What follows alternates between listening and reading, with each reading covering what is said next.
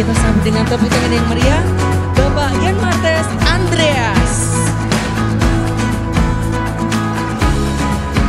Senang bisa berada di sini, di UGM, terutama di bangunan ini atau di area ini GIK. Saya tadi sempat dapat kabar dari salah satu pengurus, ada Mas Kemas, ada Mas Sigit, juga ada beberapa tadi manajemen dari sini. Ini akan menjadi kreativitas hub terbesar di Asia Tenggara. Boleh tepuk tangan dong untuk GIK.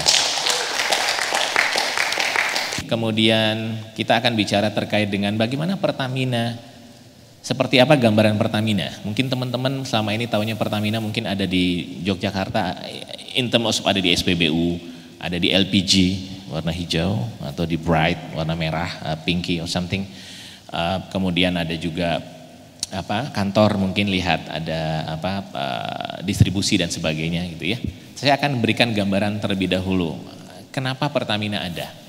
Next. Oke. Based on Undang-Undang Dasar pasal 33, semuanya sudah paham pasti karena memang semua kekayaan negara yang harus dikelola oleh negara. Kami punya tugas Pertamina sebagai BUMN saat ini, itu bagaimana menggerakkan perekonomian, kemudian sebagai entitas bisnis kami harus mengejar keuntungan tentunya, dan juga punya kewajiban untuk memberikan layanan kepada masyarakat, juga untuk menjadi perintis kegiatan-kegiatan usaha yang belum bisa dilakukan oleh swasta. Mungkin nanti teman-teman akan lihat di Jakarta atau di beberapa provinsi itu sudah ada kompetitor Pertamina. Ada SPBU, Shell, BP, Petronas dulu, ada beberapa SPBU. Dan yang tentu terakhir adalah turun serta untuk membangun UMKM, kita punya banyak program yang related dengan itu.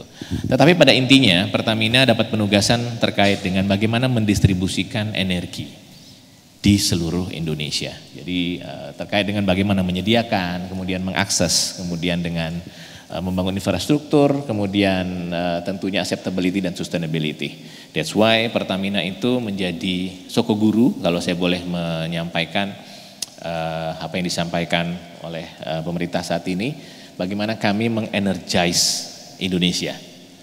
Nah, kami punya cita-cita untuk menjadi perusahaan energi kelas dunia, world class energy company, tetapi kita agak bergeser. Kenapa? Karena Pertamina masih memiliki tugas peran penting pokok untuk next. Silakan.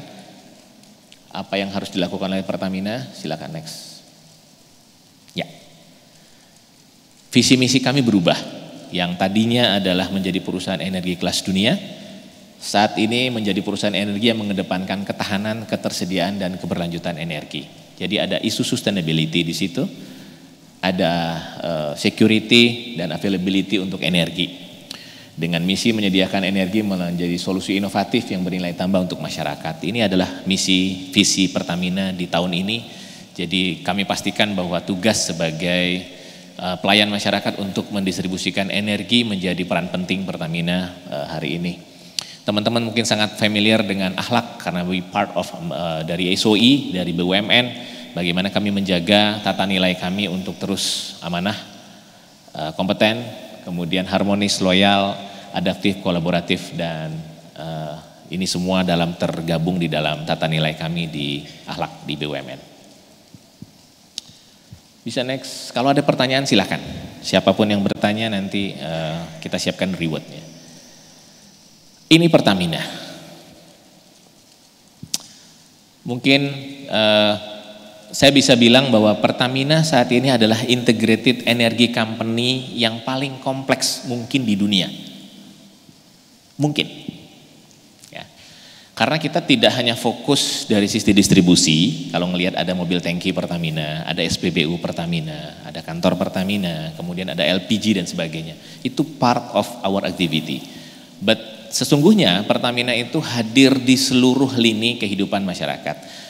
Kalau dilihat bahwa Pertamina ada dari sisi hulu, dari sisi upstream, itu bagaimana tadi kami bisa menemukan cadangan potensi hidrokarbon atau potensi minyak dan potensi gas alam.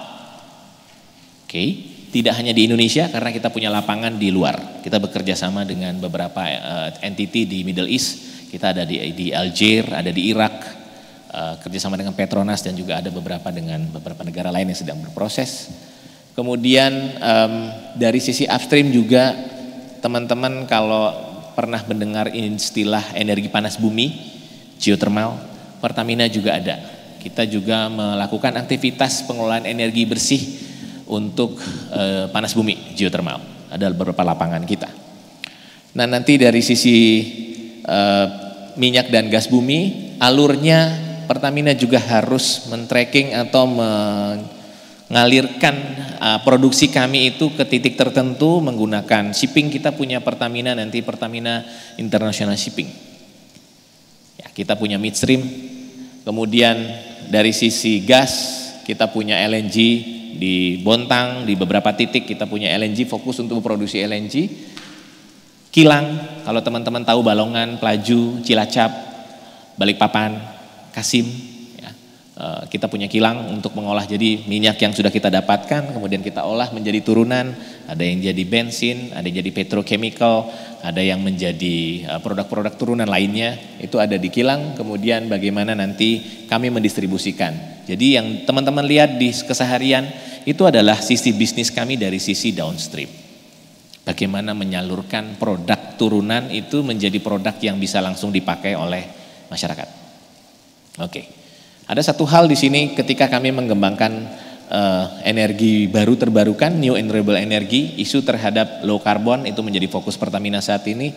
Bagaimana kami menyediakan elektrik bersih dari panas bumi, kemudian dari solar panel dan dari beberapa alternatif energi lain itu juga dikelola oleh Pertamina. Oke, bisa dilihat berikutnya, next, inilah Pertamina. Saat ini mungkin ada 284 entitas di bawah Pertamina. Tapi mungkin secara garis besar bisa dilihat ini adalah dari sisi upstream tadi, bagaimana kita menemukan cadangan, mengangkat minyak bumi, crude oil dan gas alam, kemudian di kilang, kemudian di commercial and trading, ini bagian pemasaran, kemudian NRE adalah future business kami di bidang energi baru terbarukan atau EBT, kemudian gas. Kalau pernah mendengar istilah PGN, PGN sekarang menjadi part of Pertamina dengan segala industri atau pendukungnya. Kemudian tadi ini terkait dengan shipping, bagaimana kami melogistik produk Pertamina dengan menggunakan kapal, kita sebagai negara maritime tentunya kita akan lebih efektif dan akan sangat luas cakupan kita dengan menggunakan shipping. Dan yang terakhir ada hal yang menarik di sini. Pertamina juga didukung oleh beberapa perusahaan-perusahaan yang mungkin tidak terbayang oleh teman-teman sebelumnya. Kita punya insurance, kita punya rumah sakit.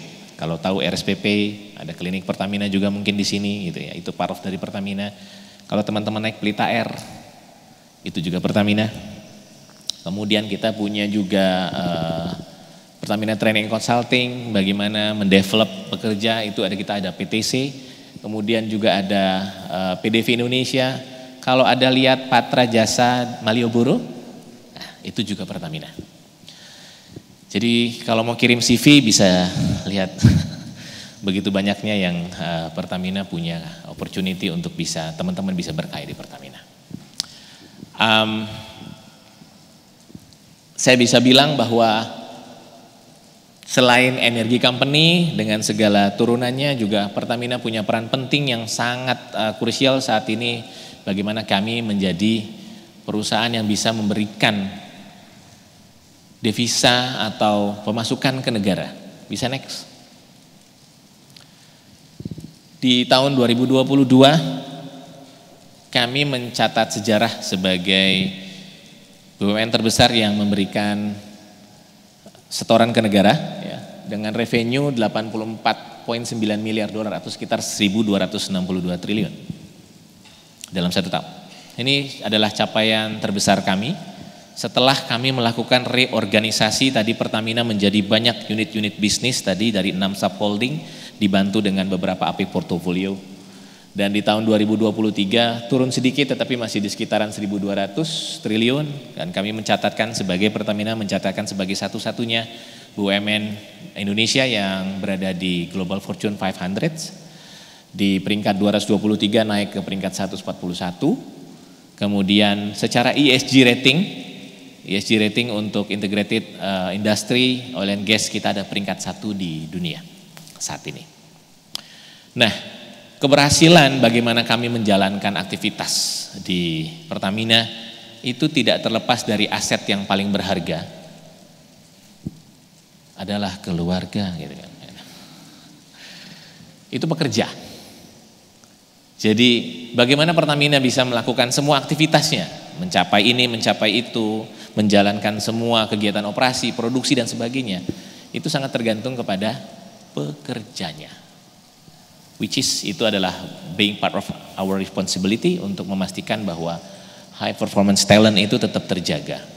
Nanti mungkin bisa teman-teman bisa melihat, nanti saya bisa kasih sedikit gambaran, kira-kira kalau teman-teman ingin berkarya Pertamina, skill group apa yang kira-kira perlu untuk di-develop in terms of apapun latar belakang teman-teman. Ya, nanti bisa dilihat. Next. Nah, kalau ingin dapat gambaran bagaimana kami mengelola 43.000 pekerja lebih, itu untuk pekerja tetap, pekerja tidak tetap, dan juga mungkin ada lebih dari 43.000 tenaga bantu. Jadi ada sekian puluh ribu lagi orang-orang yang bekerja tetapi sebagai tenaga kerja kontraktor yang membantu aktivitas kami di lapangan maupun juga di kantor. Saat ini kita ada 43.000 yang kita kelola. Itu tidak mungkin kami mengelola menggunakan Excel, tidak mungkin. Tidak mungkin satu-satu dicatat gitu ya, siapa gitu, ini tidak mungkin. Jadi kami harus membangun big data talent. That's why untuk digitalisasi human capital di talent management itu menjadi sangat krusial. Apa yang dilakukan di talent management? Kalau mungkin di seri sebelumnya ada Pak Sodikin, dia bicara dari sisi rekrutmen. Nah itu menarik yang sebelumnya. Yang sebelumnya bicara digitalisasi, Pak Gusman gitu ya. Nah hari ini saya akan fokus bicara apa yang dilakukan oleh Pertamina untuk memanage orang-orang itu tadi, talent-talent putra-putri bangsa ini untuk melakukan aktivitas di Pertamina. Jadi mulai dari rekrutmen, dari intake itu sudah menjadi tanggung jawab Pertamina untuk langsung mengelola bagaimana mengidentifikasinya. Jadi Mas Mbak misalnya masuk Pertamina itu nanti akan dipotret, bukan 3x4, 4x6, tetapi akan dipotret, akan dilihat betul dia punya potensi apa, dia bisa diprediksi akan menjabat atau memiliki karir apa, dia membawa portofolio itu sebagai pekerja yang seperti apa gitu ya, supaya nanti pada saat akan ada assignment atau akan ada penugasan atau ada perubahan terhadap kebutuhan operasi perusahaan itu kita bisa memilih talentnya itu dengan lebih cepat. Bayangkan 43.000 orang itu kalau bergerak semua kira-kira seperti ada rombongan jemaah haji gitu ya, mungkin ya ada bergerak gitu ya, 43.000. Oke.